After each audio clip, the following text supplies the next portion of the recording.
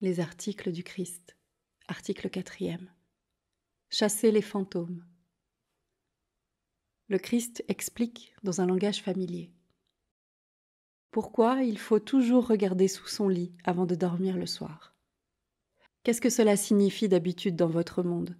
Cela signifie que quand on est jeune, on a parfois peur que quelque fantôme se cache sous le lit, et l'on doit donc regarder pour voir s'il est vraiment là. Quand vous suivez la voie christique, examinez toujours quel est votre état d'esprit avant d'aller vous coucher, pour découvrir quelles sont les craintes que vous hébergez. Une fois que vous avez découvert quelles sont ces craintes, si vous en avez, il faut vous rappeler que, de même que votre imagination d'enfant vous faisait imaginer des fantômes sous votre lit, de même, en tant qu'adulte, vous imaginez des catastrophes qui ne doivent pas nécessairement se produire. Notez s'il vous plaît que, je dis, ne doivent pas nécessairement se produire, et non, ne peuvent jamais se produire.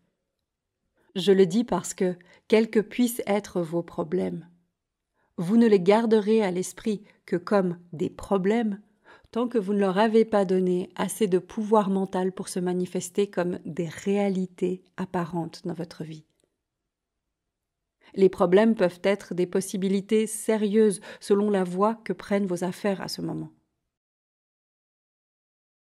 Par exemple, vous pouvez aller en direction d'un renvoi de votre travail.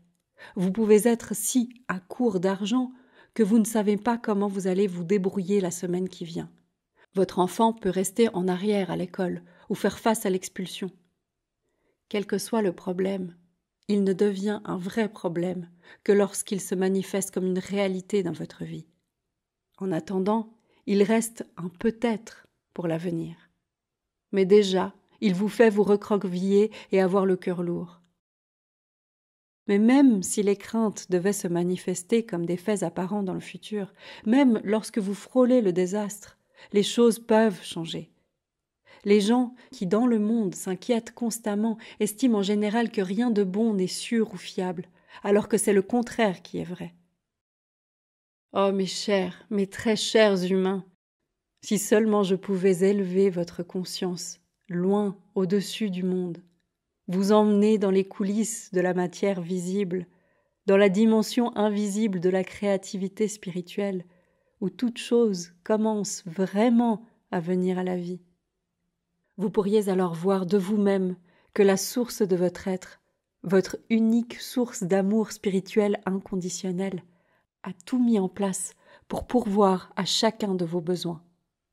Mais vous, parce que vous ne comprenez pas la réalité derrière l'existence, vous créez vos propres manques et limitations, maladies et désastres.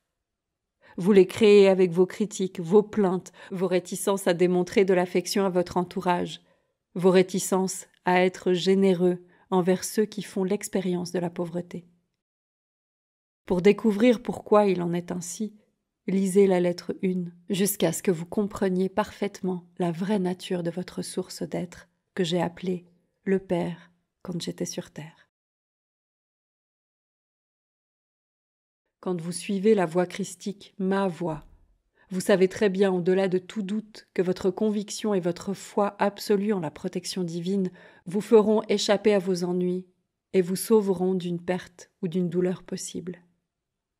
Pour découvrir exactement pourquoi les gens qui suivent vraiment la voie christique peuvent posséder une telle foi et une telle conviction, lisez et relisez les lettres 5 et 6 jusqu'à ce que vous vous rendiez parfaitement compte que les choses que vous pouvez voir, sentir et toucher ne sont vraiment seulement que des impulsions rendues visibles grâce au bon service de l'électromagnétisme.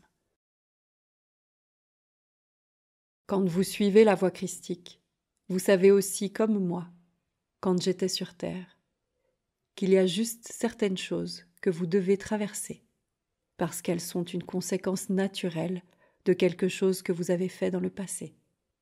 C'est un résultat de quelque chose que vous avez fait et qui revient maintenant sous la forme d'une leçon nécessaire qui vous apportera une connaissance spirituelle, de laquelle découleront des bénédictions spirituelles.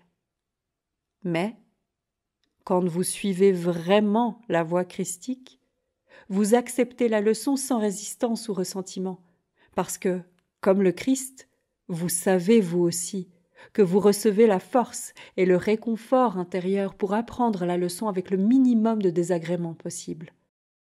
Lisez la lettre 3, dans laquelle je parle de mon temps de terre et des quelques semaines qui précèdent ma crucifixion.